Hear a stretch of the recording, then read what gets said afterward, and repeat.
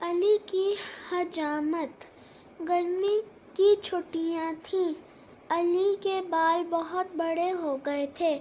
ابو حجام کے پاس لے گئے۔ علی گنجا کر دوں؟ حجام نے پوچھا۔ علی نے کچھ سوچا پھر ہاں کر دی۔ علی کے جوتے کا تسمہ ٹوٹ گیا تھا۔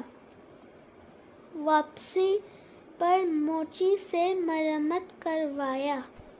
اتنی دیر میں ابو نے قریب کھڑے سبزی فروش سے سبزی اور دودھ کے دکاندار سے دہی اور دودھ لے لیا۔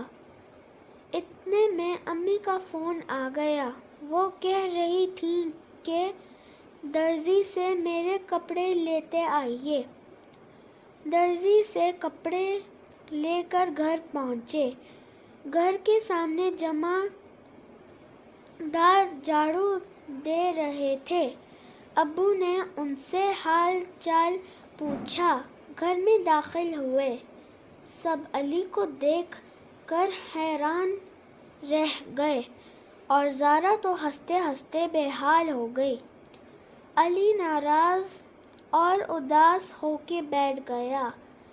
دادی جان مسکراتے ہوئے کہنے لگیں، بیٹا گھر کی کھیتی ہے، کچھ ہی دنوں میں دوبارہ بال آ جائیں گے۔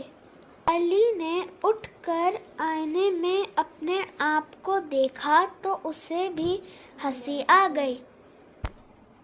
ہم سب کو ایک دوسرے کی ضرورت ہے۔ بیمار ہونے پر ہم ڈاکٹر یعنی معالج کے پاس جاتے ہیں۔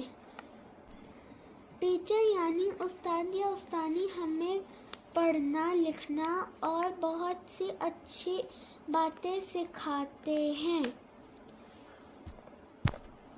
کہیں جانا ہو تو ہمیں ڈرائیور کی ضرورت ہوتی ہے۔